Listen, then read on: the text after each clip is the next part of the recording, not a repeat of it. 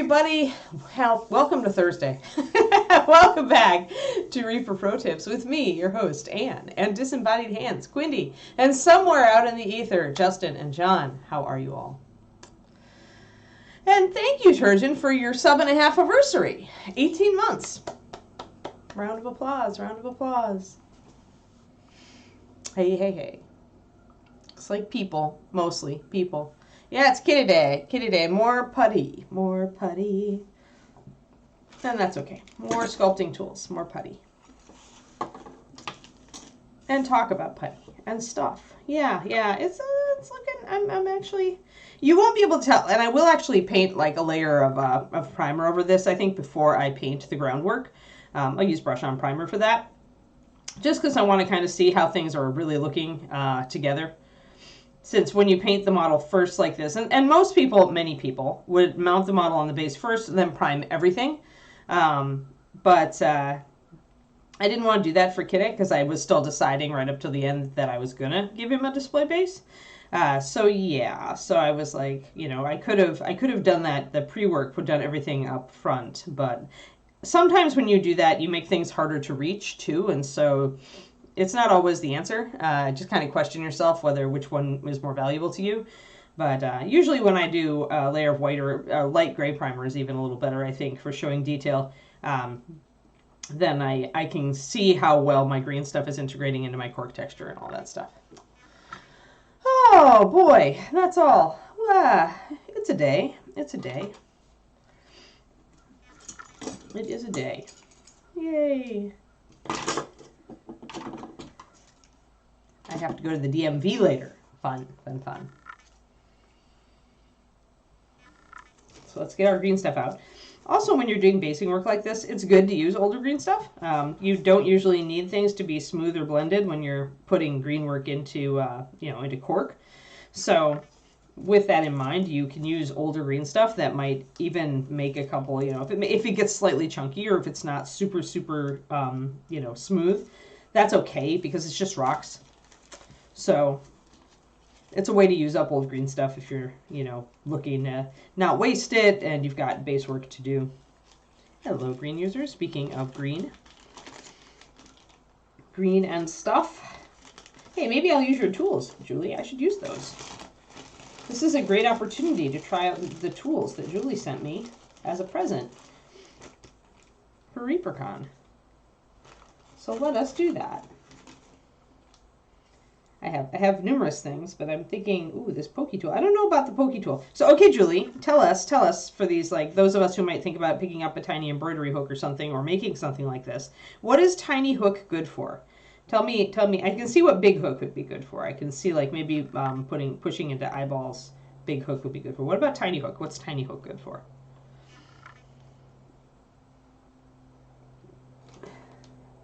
Let's get close up on tiny hook. Tiny hook's very sharp, or it's curved too. It's curved a little bit down. I wonder if I can get, maybe we can get up against, there we go. So that's what tiny hook looks like. Tiny hook, yes. So what do you use a tool like this for? I mean, I guess it is so fine. You could use it for really, really small details. Good for texture. Okay, cool. That's funny, Cornico. Fur texture specifically. Okay, yeah, I could see that. All right, yeah, I can imagine just looking at this how you would use it for like finer fur texture. All right, cool. Yay. Lines between, oh yeah, cracks. Yeah. Oh, maybe we'll use that today. Yeah, like in between the flagstones, right? Yeah, okay. Yeah, maybe we'll use this today, guys. And then we've got a slightly larger spoon. So now a tiny spoon, we also have a medium spoon. Medium spoon. And then we have a giant spoon. Huge spoon. Large McBig huge spoon. So I've got all sorts of spoons now, which is happy because spoon is my favorite shape for sculpting. I love spoons and I cannot lie. Alrighty, cool. And then, actually I want to show you guys this because this is actually a brilliant idea. But the sponges that have the scrubby pads on the back, this is like a great like double texture tool. Like you can definitely press this stuff into putties to create texture. So it's a really cool thing. And then we've got also a little bit of sandpaper. Same thing. Rough sandpaper. Very rough for gravel type stuff or stonework. So all these things are very inexpensive, and you can get a hold of them, those sponge bits and everything, if you want to have an easy texture tool for your green stuff. Alrighty, cool. Let me get some green mixed up. We're going to continue our work, kind of filling in a little bit of the backing here to disguise my joint a bit in this side. That's actually pretty cool. I like that crack, so I might keep it. And then I've got to do another flagstone on top of this section. I'll probably actually shape it exactly like that section. And then I need to shore up around my tombstone and make some fallen, crumbly work along it. I would leave it to cure. It depends on temperature, Turgeon, because warm temperatures make green stuff cure faster. You don't want to put it under something really hot though, because it will blister.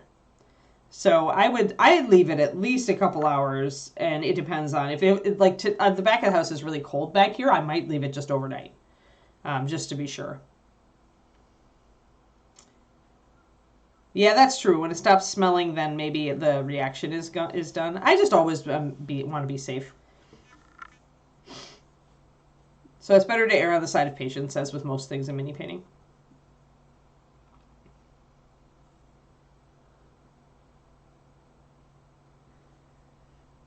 Oh, okay. Anti-skid shoe thing.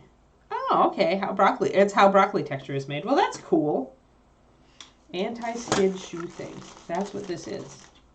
Oh, I see. Walk. Interesting. Huh. Yeah, it would be broccoli, wouldn't it? Now I can make my own broccoli bases, guys. All right.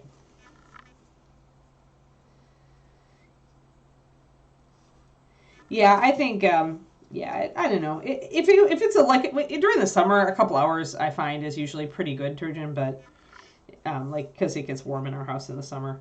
But if it's like winter and cold and it's not tremendously warm, you can speed it up by using if you've got a light bulb that does like give off a little bit of heat, you can put it down closer to the green and it'll help it. Oh boy, I know, right? I can make broccoli bases. Oh boy. There's so much hate for broccoli bases out there. It's so sad. All right, I cut all my fingernails, so of course I'm having a harder time pinching off my green stuff this morning. Not bad planning, poor planning. Oh, dear me.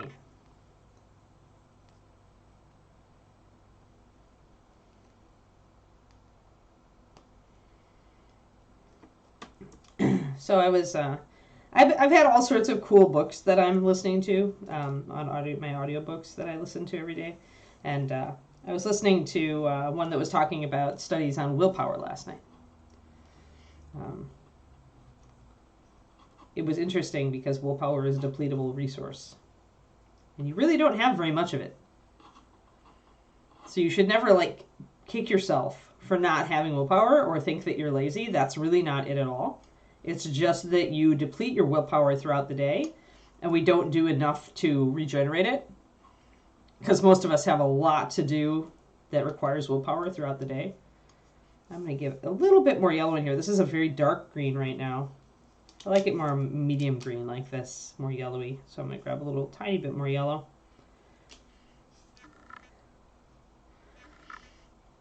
But yeah, I have that tendency. I have that tendency to like yell at myself because I'm just tired and I don't have any oomph left, and then I eat chocolate.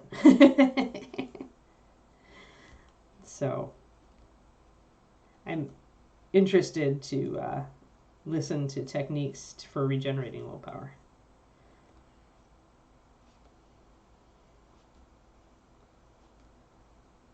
But they give the example. I think they determined that people have only, at any one time, you only have about 15 minutes at max worth of willpower. And of course it varies by the person. Everybody being an individual. So like if you're trying to make yourself sit down and work on something and you're otherwise rested and you haven't depleted your willpower much, you can, you can push yourself for 15, 20 minutes before you like totally get frustrated with the thing you hate doing. Yeah. Yep. Yeah, it's because our willpower goes away. Our willpower gets depleted and we don't do enough to regenerate it. And even then, we probably, there comes a point in the day where you just need to sleep, right? Because sleep is one of the ways to regenerate the prime way to regenerate your willpower.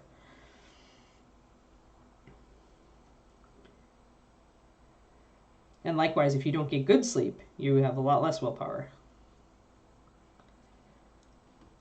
All right, so let's use medium spoon. Let's use the Julie tool. Hey there, Daffodware.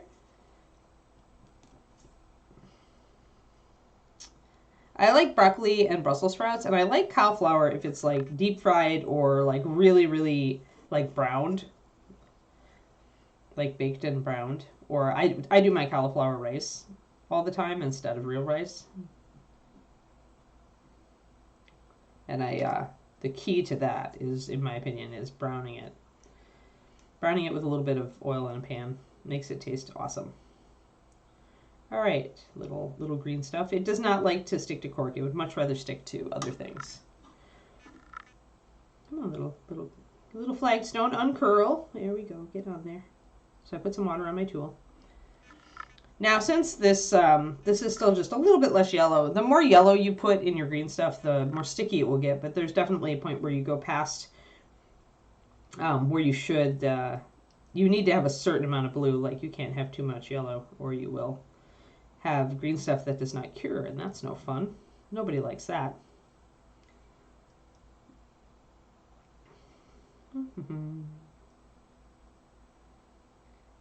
So we will curl down the edge here to create the illusion of a flagstone.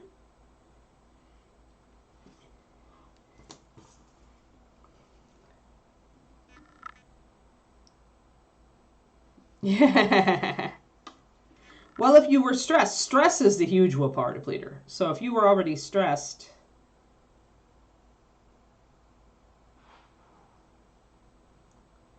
then yeah. Like stress is, I'm a stress eater. Like it's the reason why I don't get like, where I lost a lot of weight and I've kept it off for the most part, but I'm still a stress eater. It's still something I struggle with. The minute I get stress is the minute I reach for something to soothe the stress, and that something is usually food. So,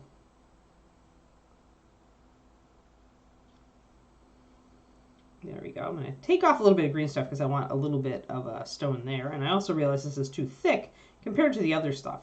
Now, I don't mind having a little bit of a thicker flagstone here because I do want kind of an irregular feel, but yeah, that and I mean, just eating habits, like getting addicted to sugar is really a thing. It really, really is. I've had a lot more success with my diet since I went low carb, and I still have some chocolate and stuff from time to time and special occasions, but for the most part, I try to eliminate sugar from my diet where I can.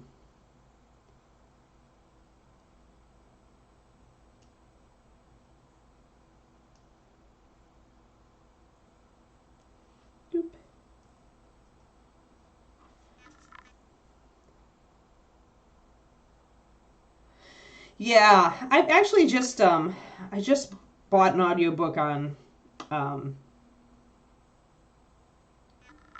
oof, I just lost it. But on like essentially on stress, on burnout, and on how to short circuit the stress loop, the stress psychological and physiological loop. I'm looking forward to listening to that one. It's got a lot of science behind it. I always look for books with a lot of science. I like science. I like to know the why, right? That's what I do for you guys. That's totally a thing. Like, I do the same thing to myself. And I guess that's why I do it for you guys. It's like, I always like to know the why. And so, for me, on this stream, I always like to explain the why. Because if it were me listening to this stream, I would really want to know. So, I try to do that because it's something that I enjoy. I really love books that don't just say blah, but that say blah because. Oh no. Yeah, panic shopping. Yep. Yeah.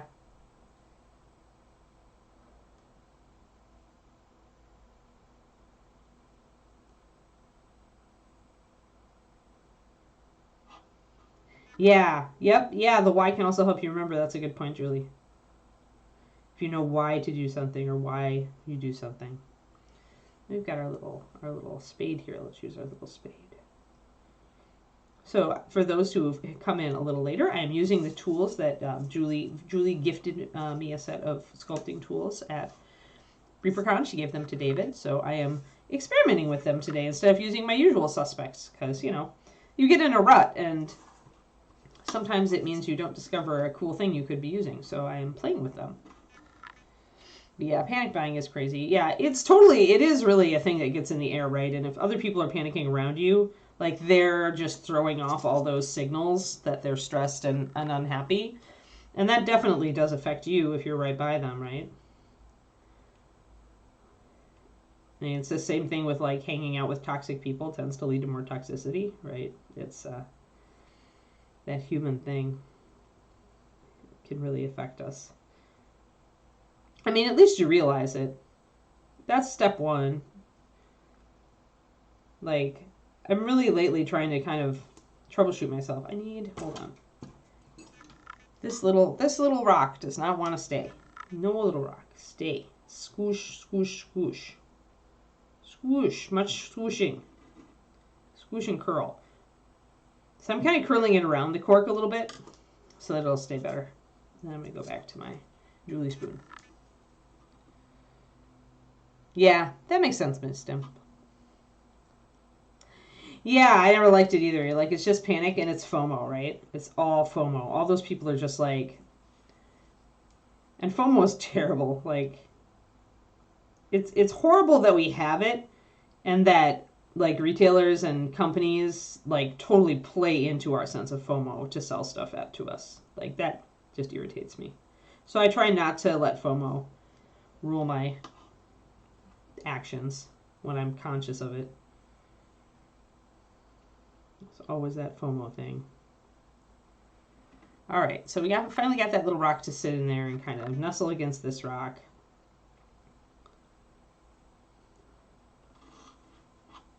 And mostly I'm going to squish it against, I'm going to kind of curl its green stuff around and squish it against this cork down here. And try to pat it and squish it onto there.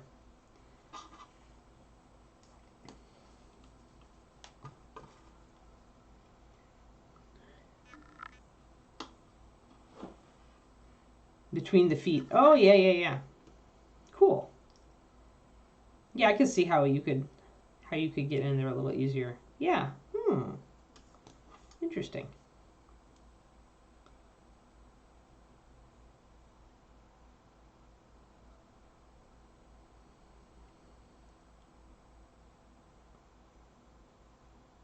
There we are.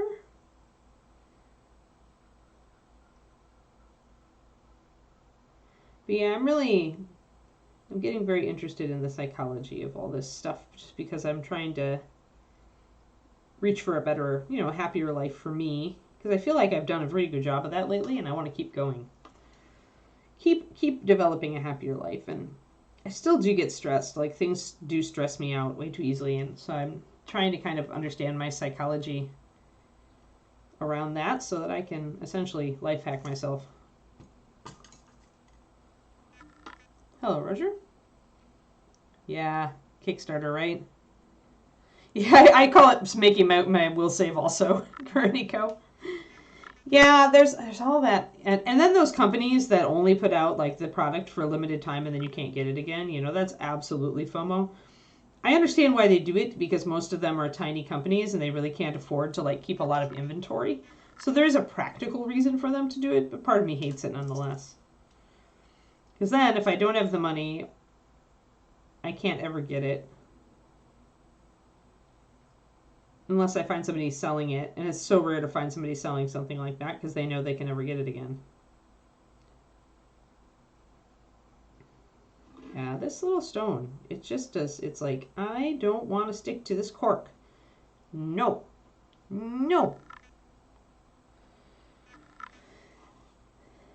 Maybe I should have put even more yellow in it, in the green.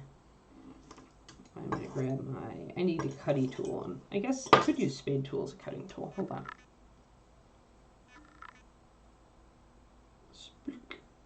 Come off of there. There we go. Make a piece of green we can play with.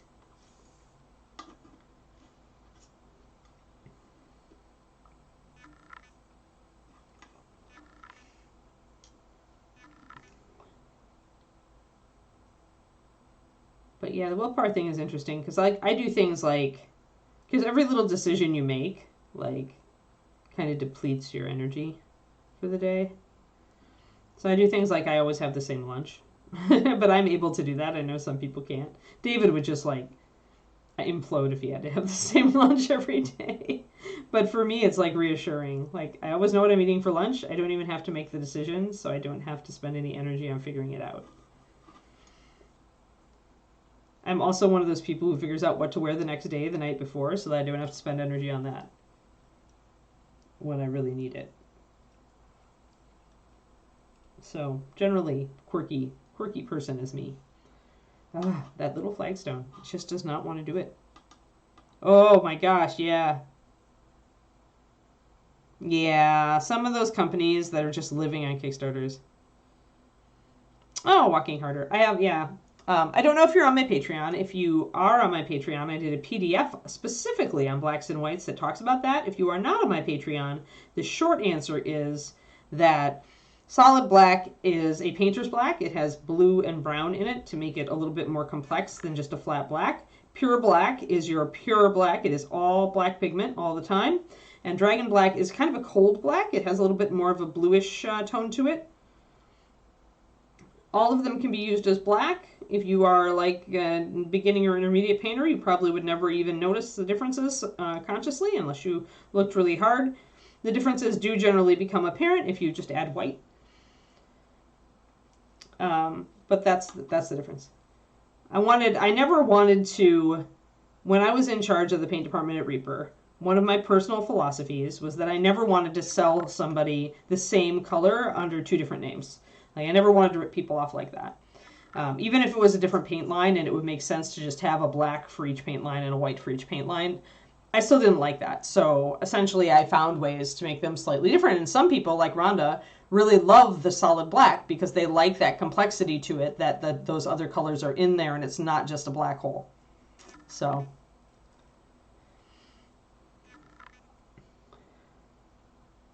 yes, I'm the person who designed Reaper Master Series, so I know exactly what's different about those things. Oh, itchy eyeball today. Must be the allergies. Allergies. Too much water in the air lately. Stupid mold allergies. Ugh. Ugh. But yeah, that's the short answer, Walking Harder. But honestly, you probably wouldn't notice. I mean, if you're...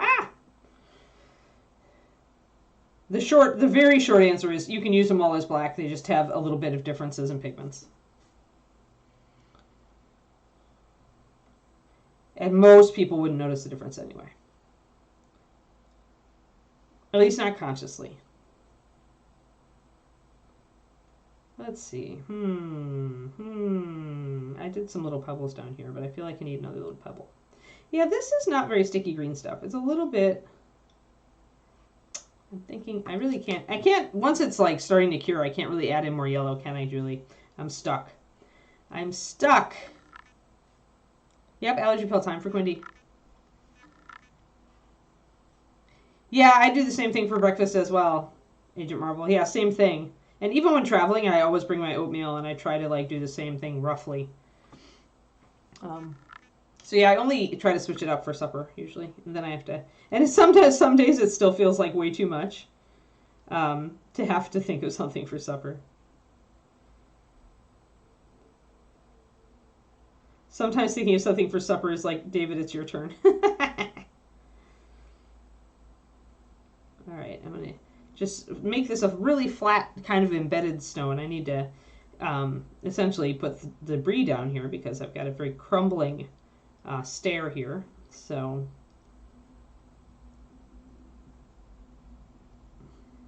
I'm gonna put a green stuff rock in here too.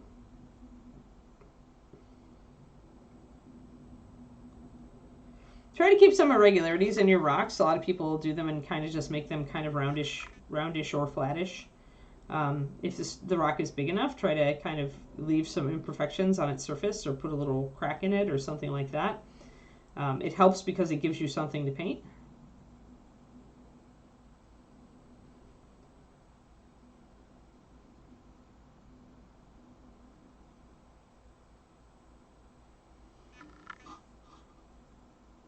Oh yeah, that is difficult. Yeah, whereas eggs are the requirement for me. So if I bring hard-boiled eggs on a trip or get hard-boiled eggs while I'm on the road, that will suffice for the eggs. Usually I fry them. And then I do oatmeal, and oatmeal can always be done, almost always be done on the road.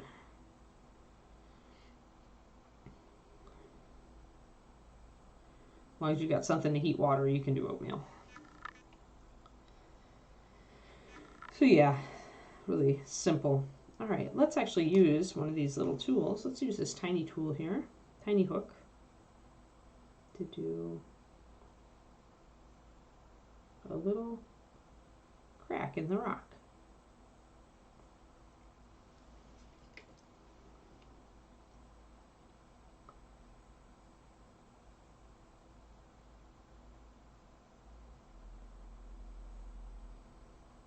Little imperfections.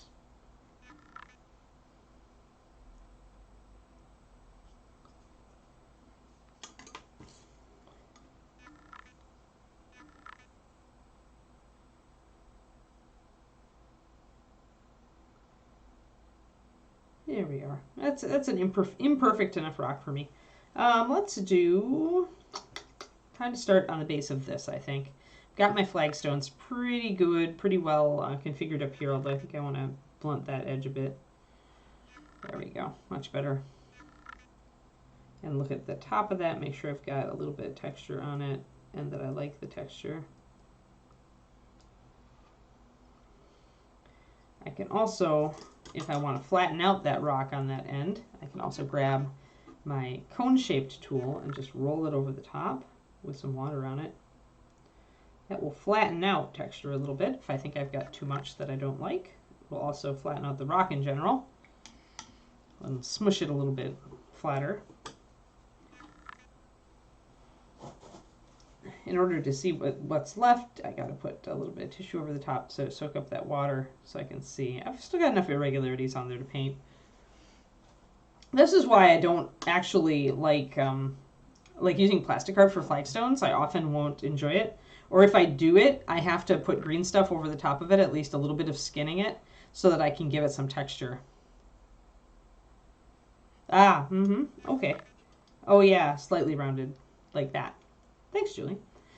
Julie's instructions on how to use Julie sculpting tools. Yay! All right, let's get down to that tombstone. Now I could just decide to do the whole thing at once and get this big thing of green and put it all down. But I think I'm going to reserve a little bit of it. And this is still a little bit too big. There. Okay.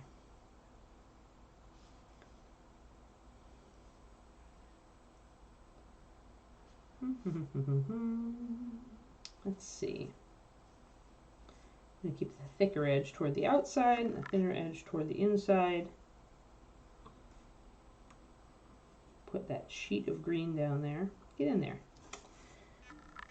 Then we'll start pushing and prodding it. Look. Look, look, look. Pretty much just putting down a blanket, and then we're going to deform it and play with it all around the edges of this tombstone. And any texture or weirdness that I get from folding it over like that, I'm actually going to try to work into my general design, because I'm somebody who likes to kind of throw stuff together randomly and then work with what I see. I'm going to grab a big flat tool though, because I do want a big flat tool right now. So giant spoon here is the one that I typically use to flatten out an area like this. So you get a lot of water on it and press down. And all of this, the folding and crinkling are creating artifacts that you can then use. And putting this green stuff down is also going to help glue this tombstone in a little bit more.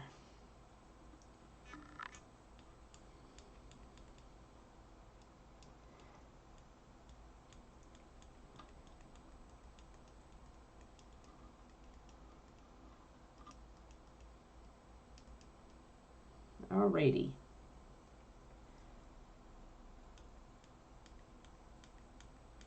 And you can also press and pull to spread the green stuff out a bit if you want it to.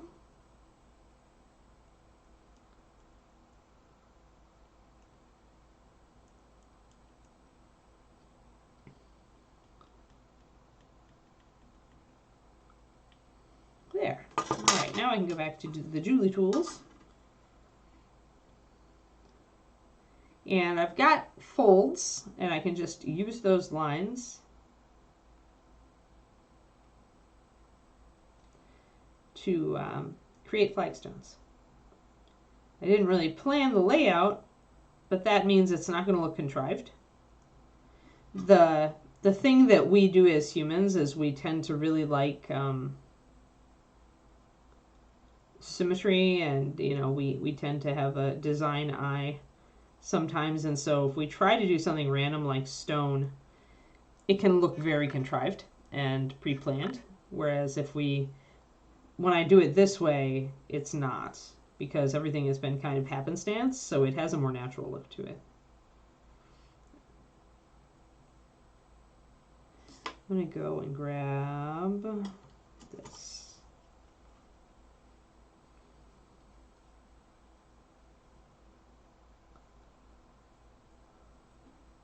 So mostly just kind of dotting my lines in here.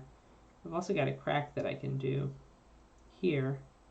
So some of these creases can be cracks.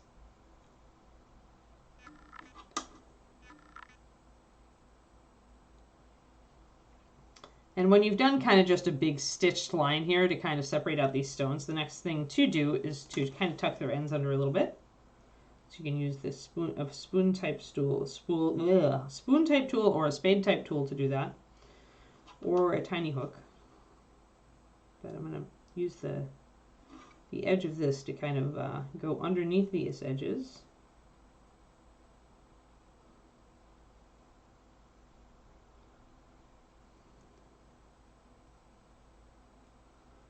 And create more the edge of a stone.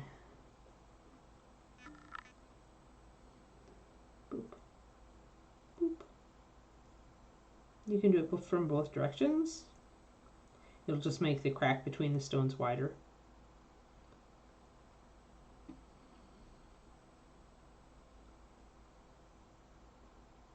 Boop. Boop. You've got to do your sound effects too. Boop.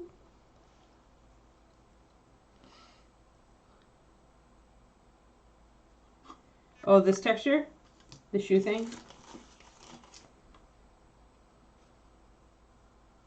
I probably need to make sure that, well, let's see.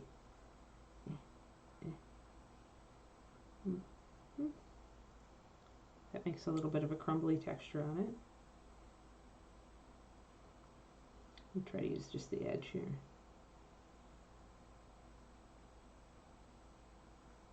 Yeah, it looks a lot similar, doesn't it? It's like just a little, maybe.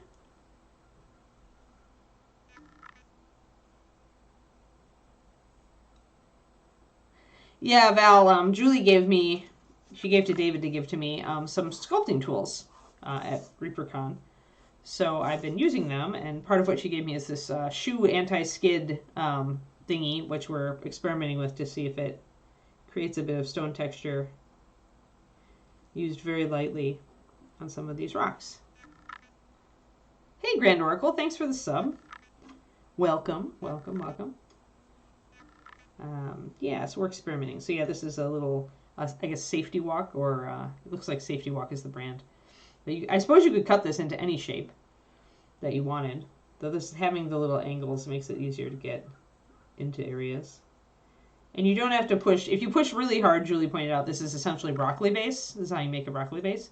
But if you push just a little, you get a very subtle texture. And you can, oh, no problem. Welcome to the sub clan.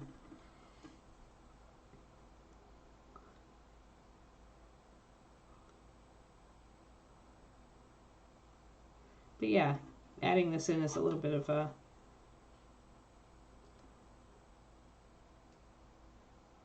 adds a little bit more irregularity. Cool, cool. All right, now I need to tuck in the edges, the under edges of this rock so they can be flagstones.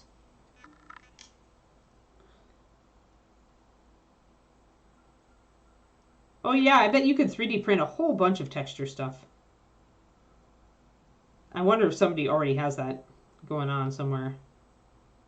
It seems a very logical way to use your Blender skills.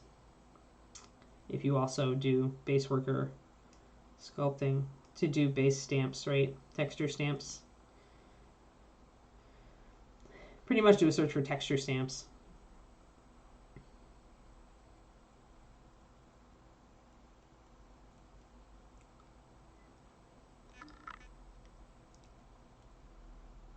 Yeah, a lot of rollers, yeah. Although I think smaller stamps would be more useful. Because, I mean, rollers are great, but it's the same texture in the same order, and you're using a big rolly thing. I would almost prefer having very small texture stamps that you can use like that to just add a little bit of texture to stuff you're sculpting. So, I mean, the rollers are cool, but yeah. I didn't buy them for a reason. I was like, you know, I'd rather kind of have it a little more randomized. So, flagstones over there. I think I want to make a crack. Or extend this crack here. Yeah, these are nice and delicate, Julie. They can make really fine cracks. It's cool. Thanks. I'm going to crack over here. Crack over here. Yeah, there we are. And I'm going to be doing, this is more like, more natural because I want to be doing a little bit of grass work and stuff coming out of the cracks there. So if I'm going to do that, then I actually want to make, one thing you can do, guys, while you're green is wet. If you want to, if you know you want to have some long grass coming up out of the sides along this tombstone, create a hole for it while your green is still wet. So that way it's got a hole to stick that long field grass into, or even to stick a static grass tuft into, and that'll make the static grass tuft point upward more. Yes, they are custom Julie Guthrie, Bob Rodolphe specials. Yes, I feel very very special getting a set of them.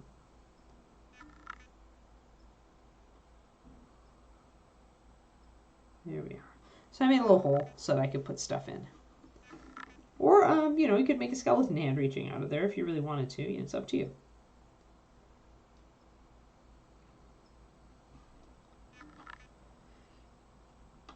Okay, and now we need to fill in the edge here of around Kitty's base to get him more integrated. I have some green left. With my luck, I will not have enough green left. Well, I still need to do some stuff on the front here too, so I will need to mix up more green.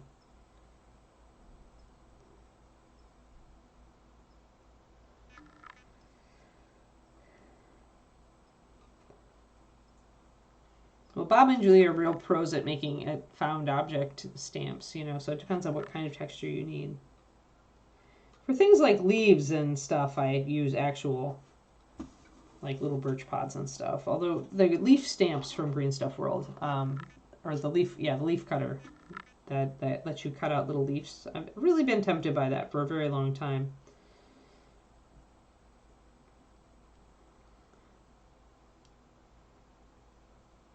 I'm going to need more green for sure for blending this in, but we can at least start with this.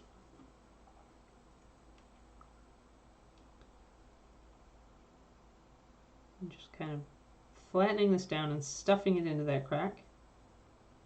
I do need to start being careful because I do have wet green up here and up here now. So I need to be careful and not put my finger in it and be conscious of where it is.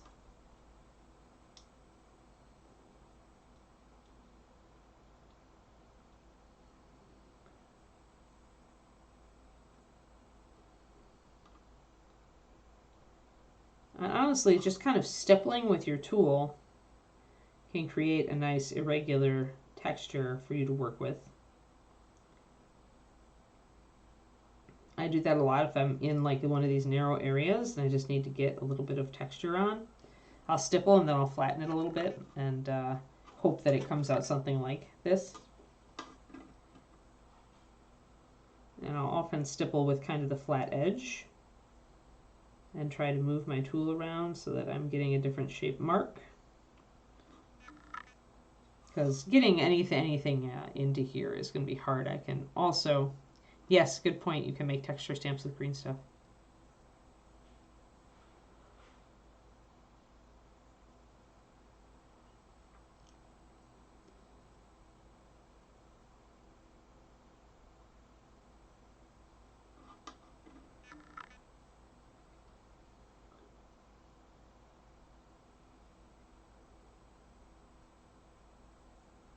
It comes of doing it for a very long time. Mastery.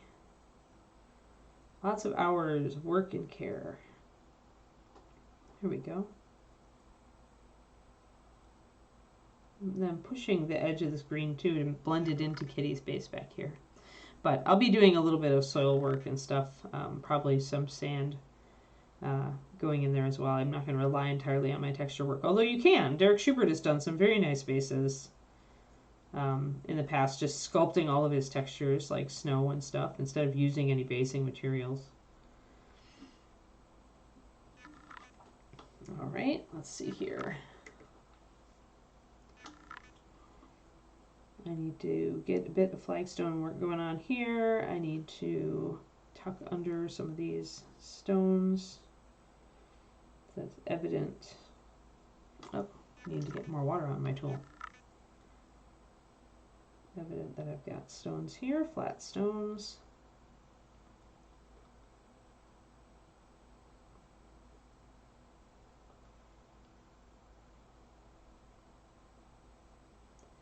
And I've still got this jagged part. I do need to grab some green and integrate this.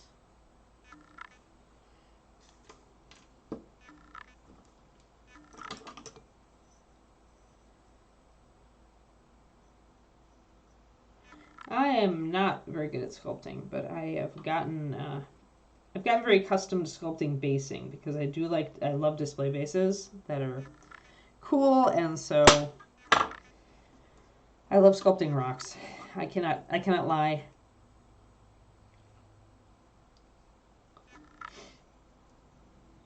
So I have to share a funny. Last night, I mentioned we're playing Overwatch 2, and one of David's guild friends from WoW has been playing with us, and he has a bunch of other friends. So he pulls them. We've actually been playing with a complete 5-man. And last night, apparently, when he got onto the Discord channel that they use for talk, one of the guys that we didn't know was explaining to David's guild friend how to dry brush. Because he was painting miniatures while he was waiting for games. So he's like, blah, blah, blah, Adepticon. We're like, blah, blah, blah, Adepticon. He's like, oh, hi! It was funny. It's like the hobby popping up, you know. And it's not like I don't expect like video gamers to be miniatures people, but it's not like super common. It's not like every game that you get into is going to have somebody who paints miniatures. So it's just kind of funny that this random guy that we met through a friend from an entirely different video game just happened to also be really into miniatures and go to Adepticon. So now he's like, we should totally hook up at Adepticon. And we're like, that would be cool. So yes, there are miniatures people everywhere. It was just cool.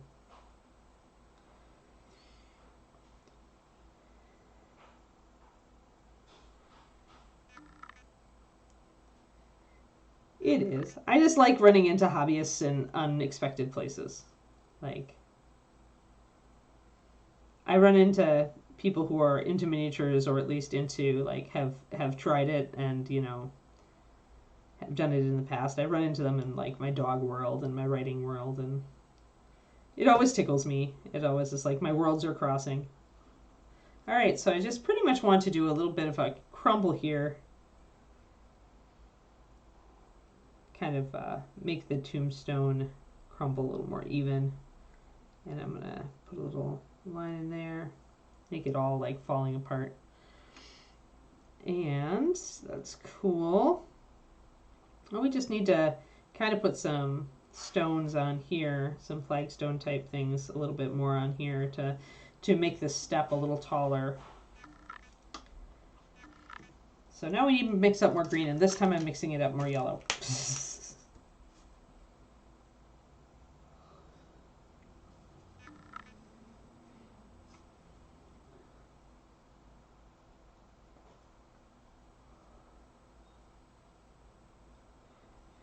Yeah, I'm gonna be sad when the new WoW expansion hits and all these fun people that I've been playing Overwatch with go away.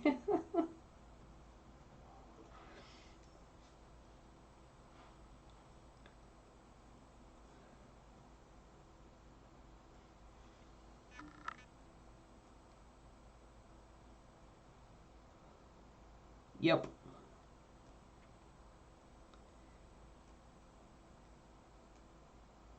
I talked about this a little bit earlier, Grand Oracle, before you came along, and the answer is I often will not base until I have painted, but I am an oddity in the hobby. Most painters I know will base before painting, including David. They will get it all set up, and they will, and then they'll paint the model actually in situ, as it were. But I often don't have a good idea of what I want to base or whether I want to base. Like, really, for me, it's a question of, do I have the energy and oomph on this model still to want to do a big base for it? This is a little too green, so a little bit more blue. I find that a lot of people who come from D&D and Warhammer backgrounds start out by basing afterwards.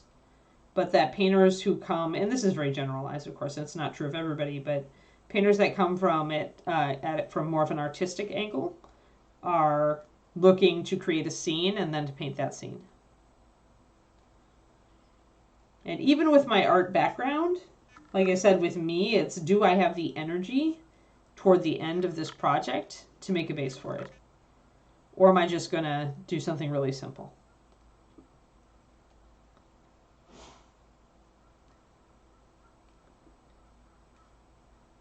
If you're doing stuff for D&D, then skipping basing makes sense. If you're painting models for wargaming, then you probably should consider basing. If you're doing board games, though, you really don't have to base. It just makes them look a lot nicer if you do. 1 second, guys. I just realized I left the puppy's water attached to her crate, and I'm going to go and rescue it before the end of the stream this time.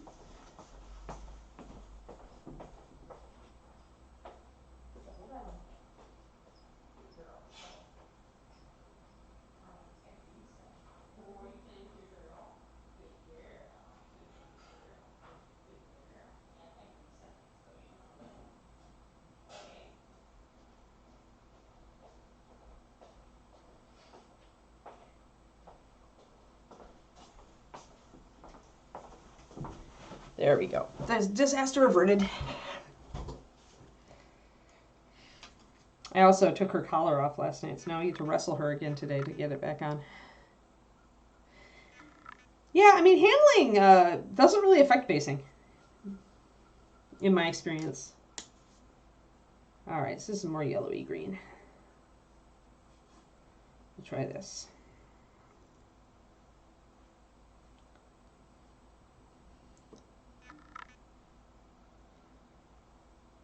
You can start it if you want, Grand Oracle. For me, it always depends. It's a very simple rule for me.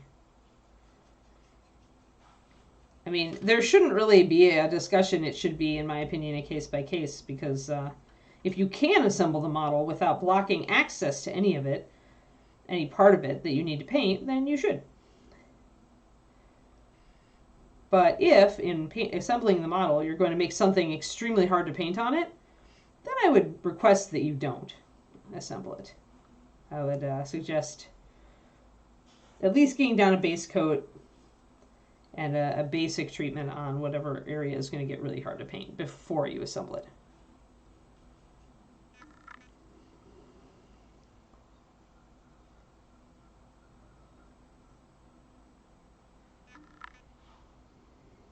I'm going to put this little glob here. And we're just going to work with it. A little glob. And you make it work around my existing little rock.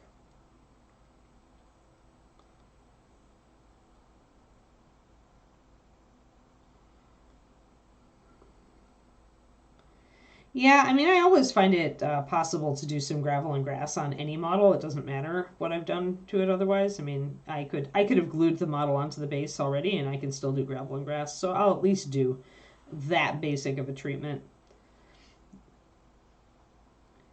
So when you talk about basing, understand it's not just about doing a big decorative thing like this. It's about, you know, just putting down some kind of groundwork so your model has somewhere to be,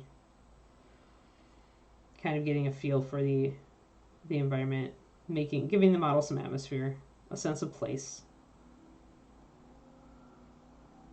So I can always do that sort of lazy basing. That's always in the cards.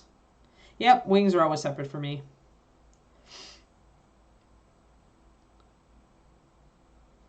Yeah.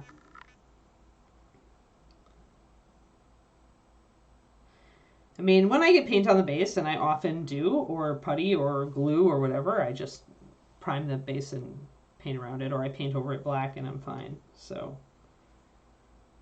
but yeah, everybody's different. I mean, just do what makes sense for you.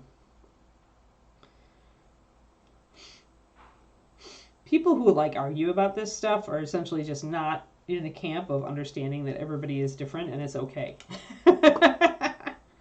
It's okay. It's okay to be different. Unlike in the olden days where they would leave you out on the ice if you were different. That is not the society we are living in.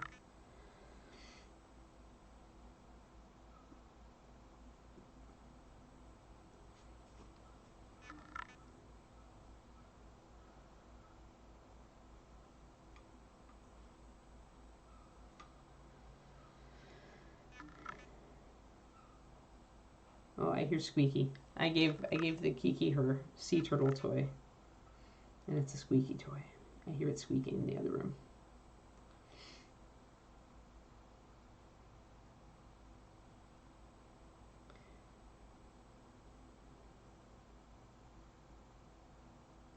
Finally almost finished my Black Armor PDF for the Patreon last night, so that will be coming out. I did a couple of different examples of black and then kind of colored black.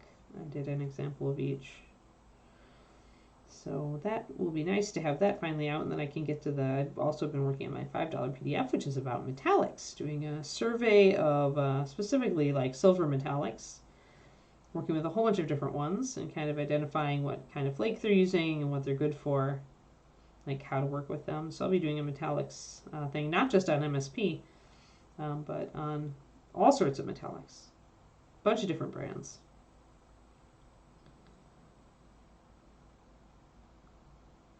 And again, I have to be careful not to, as I'm working here, not to fingerprint all the stuff that I've already done.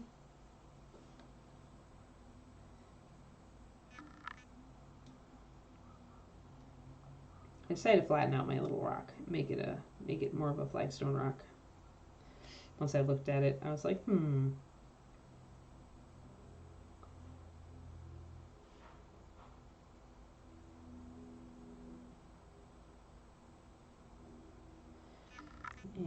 there we go. You can see the difference in tone, like this is more blue, this is more yellow green stuff. The yellow green stuff is more goopy, it's easier to flatten, it has less resilience. Mostly it's this particular PDF, since it's a $5 PDF, it's going to be Color Workshop Shadow Raven, so it's analyzing different types of metallics and showing you how they're different. So it's a lot. I did a lot of this on my Halloween Day stream for here, but I've added a couple of other brands in as well since then. So that's my next swatch. I have to do those swatches. Probably do those tomorrow.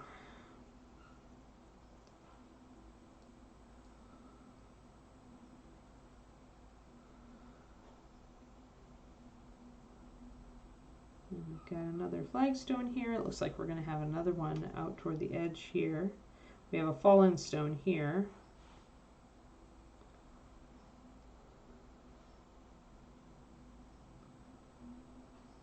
Or a crumbled stone.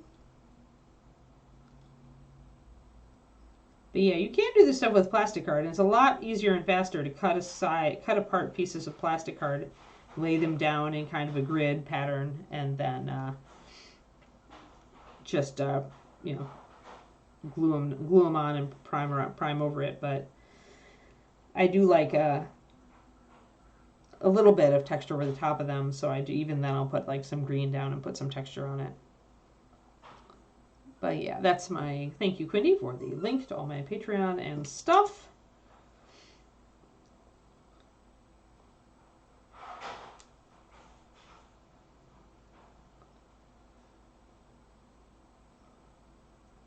Yeah. Now I'm getting to the point where I need to do smaller sections and more crumbly stuff. I could crumble some cork and use that if I wanted to, or I can sculpt it.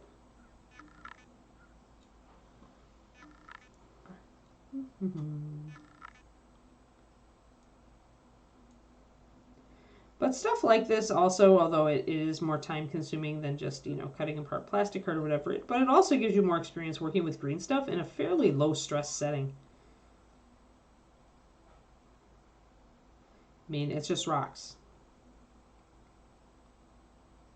If they get a little globby, you can, you know, do a lot of paint plastic surgery to kind of disguise that.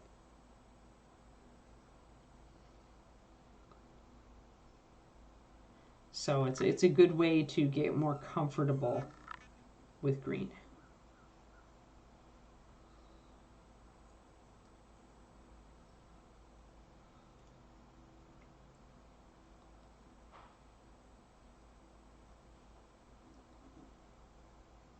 Okay, that looks okay. Okay, I want to work that in a little bit more.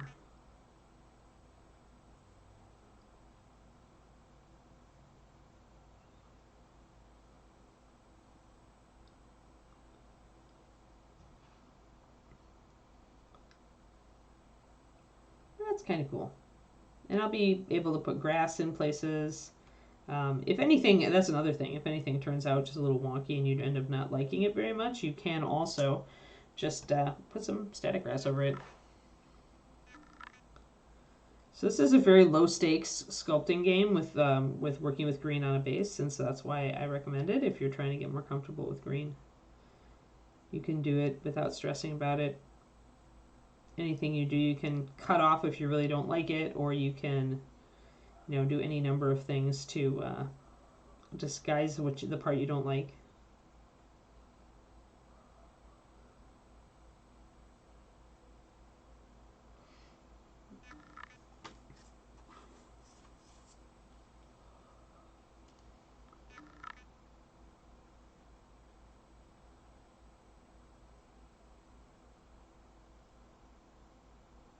So yeah, base work I think is one of the best ways to get used to working with green. Base work and doing small conversions, but even then, the things you learn in base work, like smoothing stuff, flattening stuff, adding small detail to rocks and things, all that is useful when you start doing things like weapon swaps and maybe having to resculpt part of a hilt or something, you know.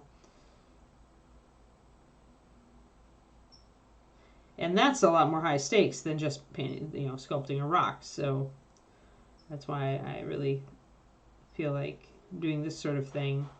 I find it very relaxing and fun to create a scene for a model.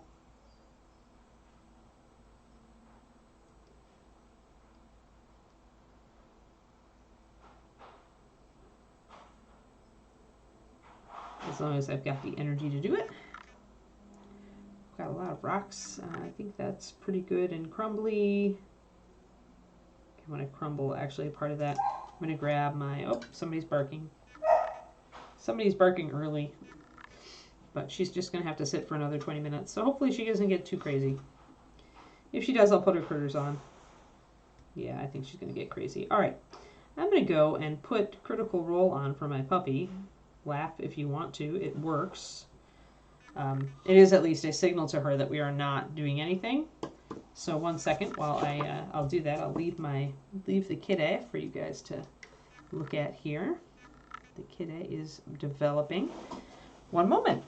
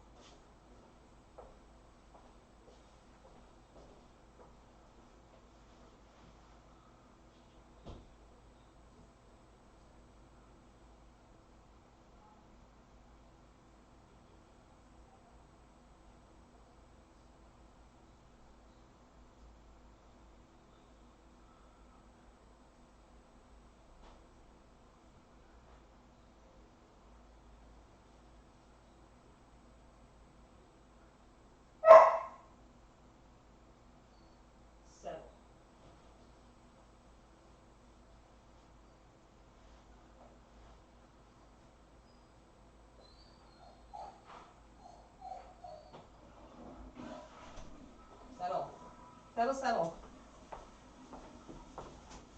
All right, we'll see if that works. We'll see if that works. Maybe not, because, you know, puppy. Alrighty. Now, do I need any more green? This is a question. I've got another 20 minutes to go on this. We might need to set this aside and work on a little bit of a different project for the last part of this. Puppy's not having any, but she can just deal. So I'm going to just go around the edges and make sure that all my flagstones are cool.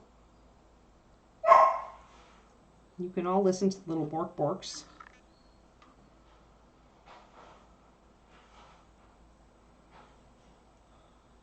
It'll get to the point where I just like close my door if she keeps trying this stuff.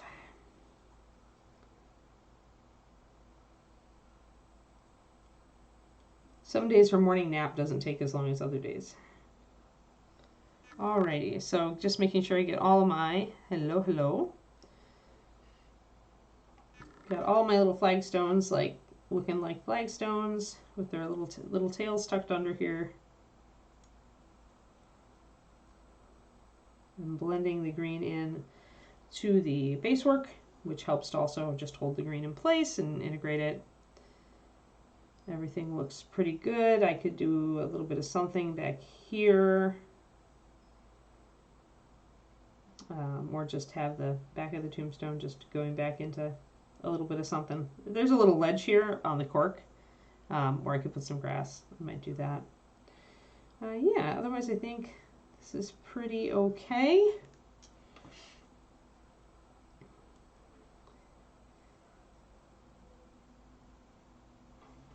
All right, so I think that's where we are going to stop.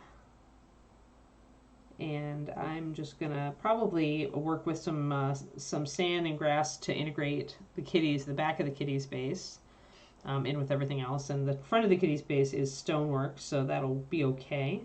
So yeah, so I think that's where we're gonna halt. But I do have another model to at least work on. So we're replacing Ghostwalker Girl. You guys asked me to do Sophie, so we will do Dungeoneer Sophie as a replacement for Ghostwalker Girl, since she's, I just need to really base her. She's almost to the end. So since we are waiting for our green work to settle in and cure,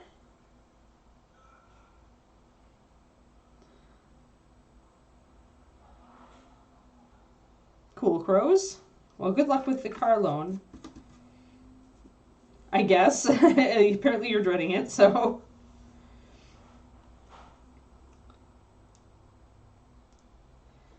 I also am dreading the point where the element gives up the ghost, but you know. Alright, so I want to look at this model. It's very clean. It's very clean cast. It's a very clean sculpt. There is a little bit of mold line going on.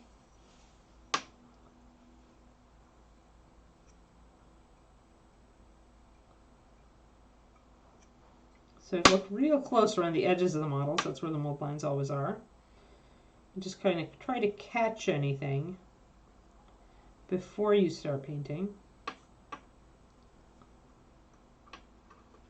There's a tiny little bit there. And there's a little bit of roughness on this strand of hair that if you look close you realize is a mold line. So I'm going to take that off.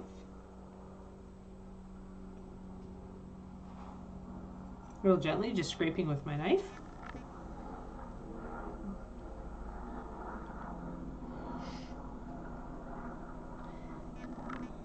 Yeah, I've kind of been saving up money so I don't have to get a loan next time. I'll just buy a used car and pay for it. Or at least if I can't do that, at least I've got enough that my car loan will be little. Because I also I've had a bad experience with credit as well, so I totally get you. Just been saving up little bits here and there. Like just 20 bucks a week or so. Just to throw it into a fund, and been doing that for a few years because I knew that my car was likely having its days numbered at some point. So, you know, it's never a bad idea.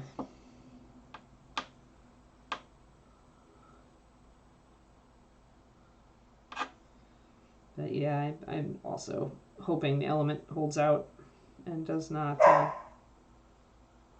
die soon. There we go.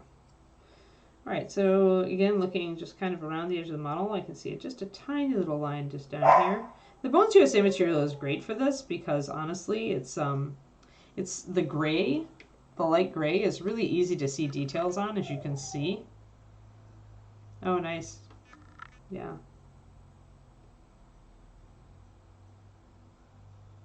Well, right now also is a bad time to be looking for a car, I know. Like, the prices are higher. So, sorry about that. I hope you have a good experience.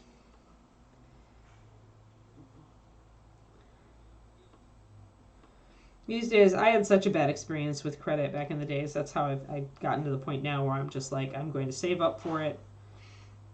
And if I have to get a loan, I'm going to pay it off super fast. That's kind of my philosophy. Because I hate owing money on those things. So yeah. Alrighty. I don't see... Oh, wait. Okay, that's a pouch. There's a little bit here.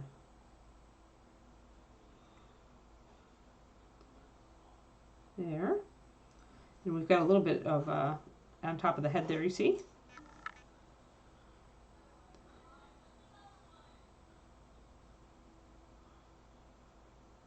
Oh, interesting. Yeah, I'm driving mine into the ground as well, HM.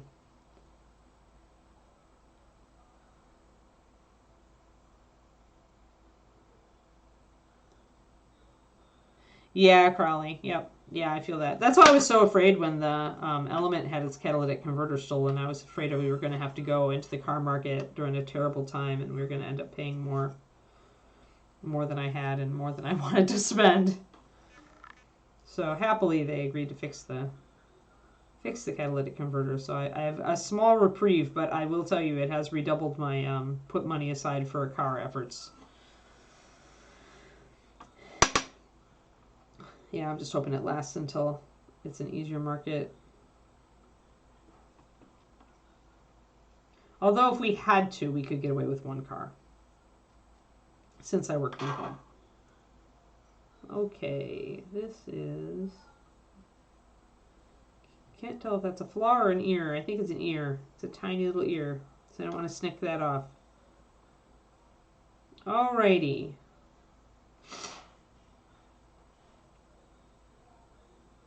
I think that's everything. This was such a clean mini.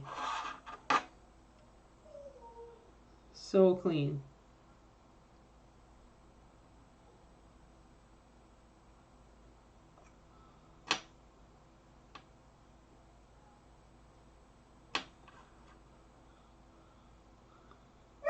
And I'm going to even up the base because, of course, there's also a thing here on the base.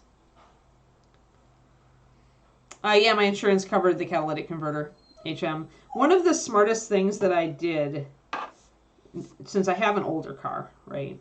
The Element is like 14 at this point. When I moved to California, I stopped. When I was in Texas, I only carried liability.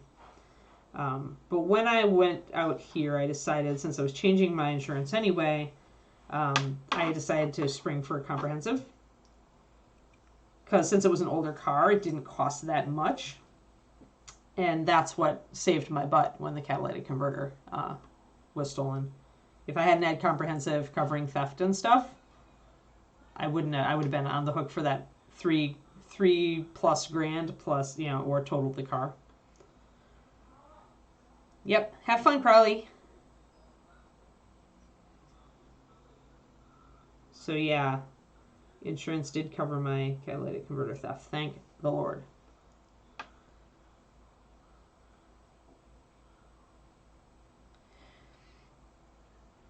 Yeah, and the catalytic converter thefts, which apparently is like just a huge rash nationwide, Dogfather. I didn't know that until mine got stolen. Oh, there's another mold line right down the inside of the leg. Let's get that. Fun, Crowley. But yeah, it does sound like it's a nightmare, Dogfather.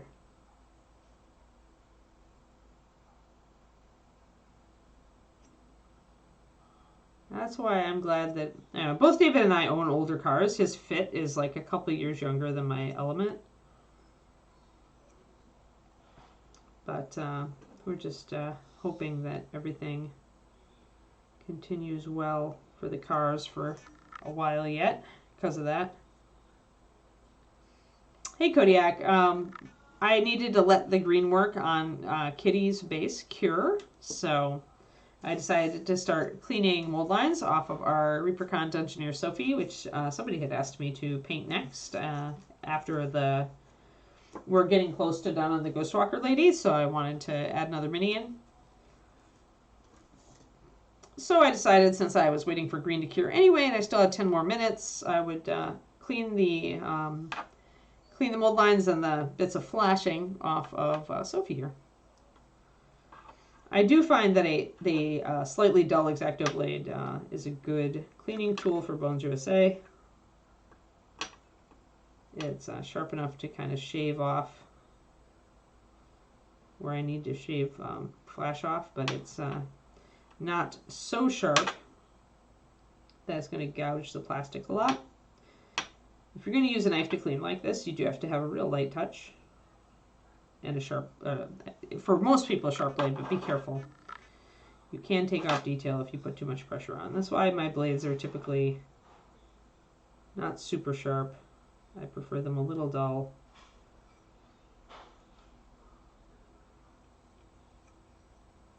There's a lot more mold line on here.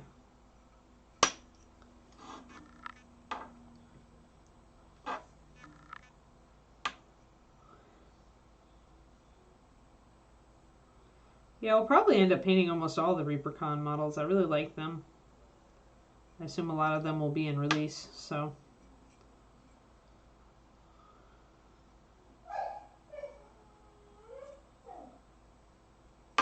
And the puppy would like you to know. The other night I barked back at her and she like went, it was so funny.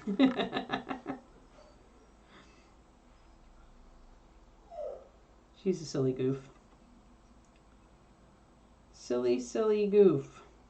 Somewhere along the line though, like last week, she started going into her crate willingly for treats and food after playtime. So like, instead of like doing the struggle, it was a real struggle to get her to go in her crate for a while. But now she's like, oh, mom and dad are big and they're gonna make me go in my crate anyway, so I may as well just go in my crate. But yeah, she's slowly maturing, slowly getting adult brain cells. David was talking about my stress and my burnout and my lower energy levels last night, and he's like, I think you just didn't realize how much work a Kiki would be. And he's probably right. I mean, she's a handful and she's a lot of work to raise right. And much as you love them, they do add another thing to worry about to your life. And so it had been so long since I had a pup that I just didn't remember. See this rough part. Let's get that. I just didn't remember how hard it would be. How much energy it would take. But, you know, the nice thing about raising a puppy is that it gets easier as they get older if you've done your groundwork. So she's a little bit easier every day. Well, almost every day. We do have backsliding days, but in general, she's gotten much better at almost everything. I want to look at my wing connectors. Yeah, okay. There's a little bit of a extra point down here, and I wasn't sure if it meant to be there, but I don't see any space for it. So there. All right, have fun, Grand Oracle. Thanks for coming. Lots of meetings.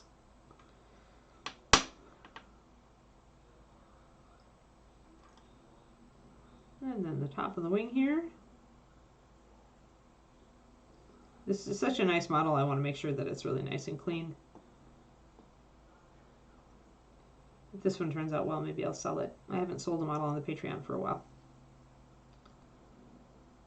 And everybody loves Sophie.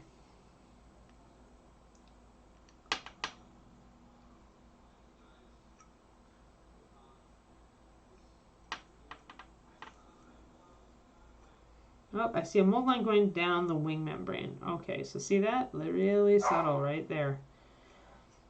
So this would be a place where I would reach for a file. Diamond files.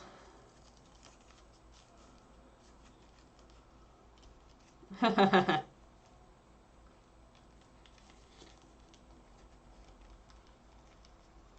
cat was just happy that you were trying to communicate. All right, so we're going to use a little bit of a diamond file.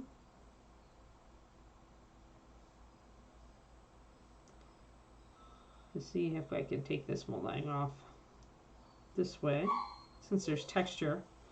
A round file is useful here because the texture is, you see those little indents, and that's the shape of this file. So if you run the file along the shapes, you should be able to take the texture off while preserving the underlying sculpt texture. Especially with a mold line that's as fine as this. Oh, I just brushed them out, Polly. Keep in mind I almost never use files too, so.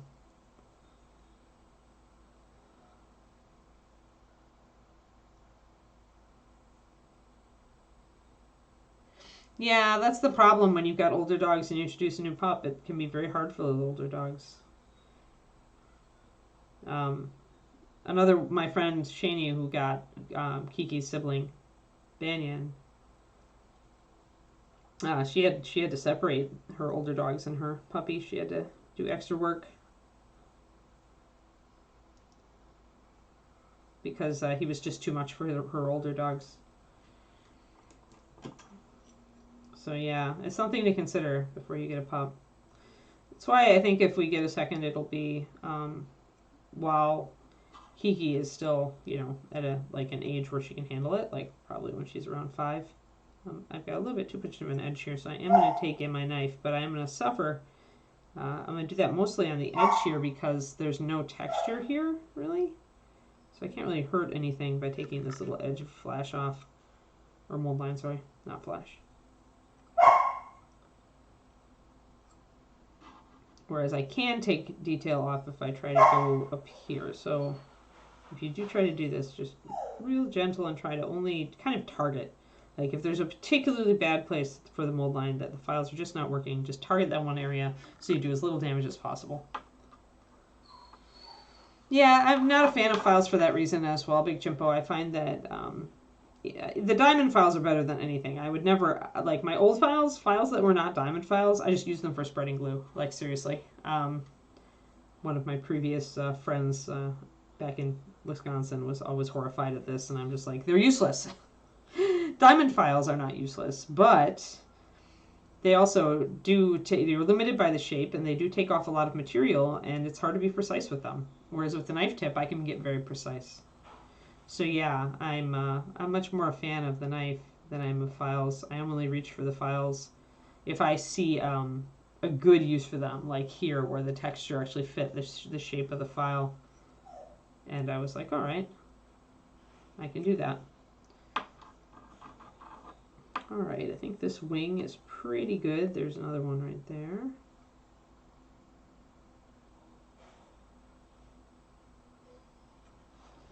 Here, and last wing.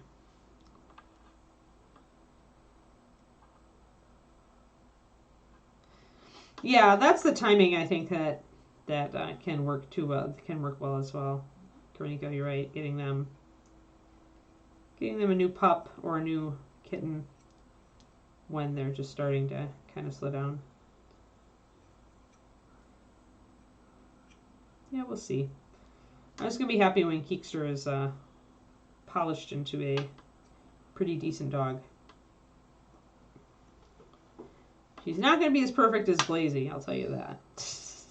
I'm starting to realize that, like, my last puppy was just really, really a good puppy to begin with, and easy, a very easy puppy to begin with. Kiki is not easy. Not easy.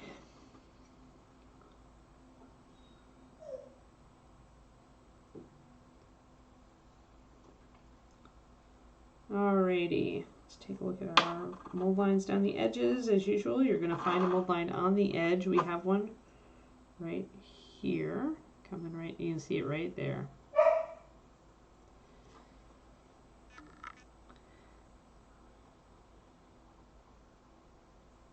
Yeah, that makes a lot of sense, Zechariah. Yeah, when you've got an elderly one, the new kitten is going to be more stressed than anything, and you don't want them stressed. That's was Kiri had gotten too old. Well, and there was the divorce and the move and everything, so I did not want a puppy earlier. And now that I've remembered how much work they are, who knows? Am I going to ever get one again? I don't know. There we go. All right, this looks pretty good. That looks pretty good. There might be a little bit here.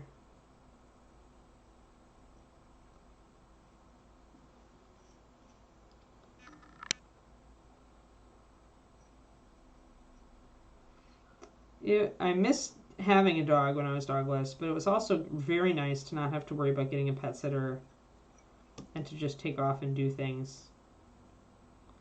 So yeah, I don't know. Once Kiki is gone, I mean, will I decide to get another puppy? Will I decide to keep a puppy? I don't know.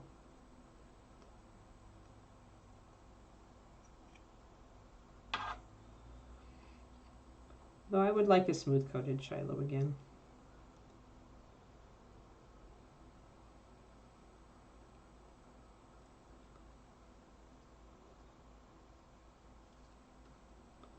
All right. I think we've got all of our mold lines done.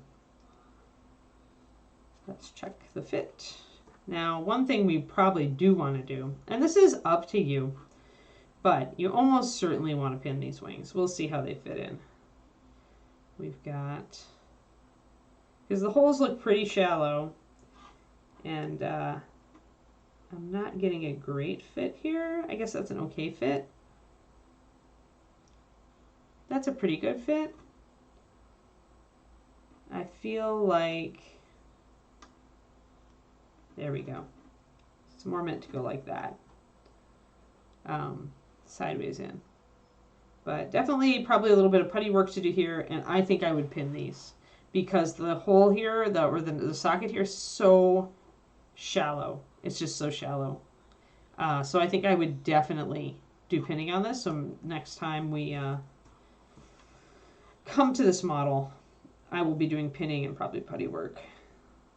So I might do it as part of the end of another stream. This side fits in better. Like it definitely sockets in behind the hair a little bit better. You can see that. But I still don't know that that's enough for me. I think I probably would still pin.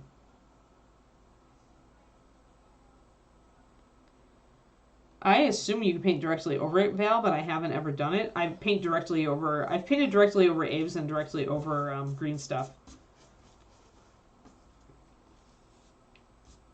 Should be easy enough to Google on the internets, though. I mean, all primer does is give a little bit more tooth to paint for paint to stick to.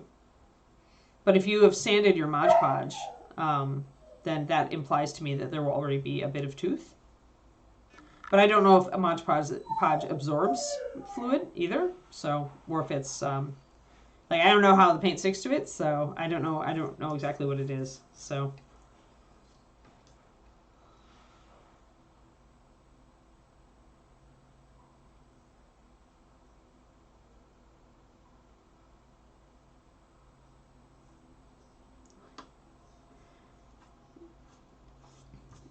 Yeah, I mean, I would just enjoy their time with you. There is something to be said for waiting like I did and then getting a new youngster, Valendar.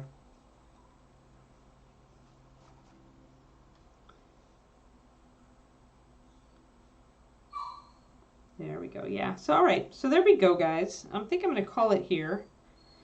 Yeah, I think Google to the rescue on the Mod Podge question. I'm sure there are people who've talked about it. Like, all you have to do is, can I paint directly onto Mod Podge? Google that. Boom. You're going to get a bunch of crafters talking about it. It's not a material I've ever used, so I didn't want to give a definitive answer if I didn't know. A little bit of flashing on the scabbard there. Oh, interesting.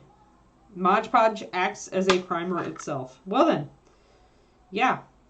Don't, sounds like you don't have to prime. Unless you want to lay down a color. A different color before you paint over it, because I don't know what color Mod Podge is. Sometimes it makes sense just to put down a different layer of color before you paint. All right, I think that's it. I think we've gotten all the mold lines. It's a very, very pretty mini, and it will be super fun to paint her. And I know a lot of people have said that they're just going to putty in and not even use the wings on her, but I think we'll make her a succubus. I haven't painted a Sophie for a long, long time. It's transparent. Yeah, so then... Yeah, I mean, in a lot of ways I'm fairly Googleable on paint subjects, but yeah, having never used that one, I'm not as useful there. But yeah, if it's transparent and then it's the material underneath, I might put a layer of something down just because I tend to like to underpaint anyway. So that's just me.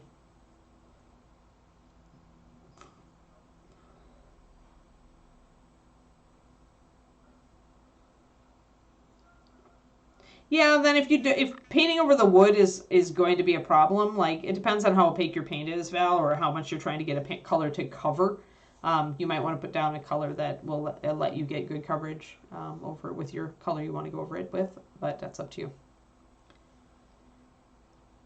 But if you're using if you're planning to paint it black, black covers great, so no need to prime. Alrighty. Well then, let us hashtag free the Kiki and bring this stream to an end and do a stretch. Stretch, everybody. Stretches are necessary before wrestling puppies. Hey, we got Crafty Creative today. Excellent day. I hope you all have a lovely day tomorrow. We're probably also doing basing, weirdly.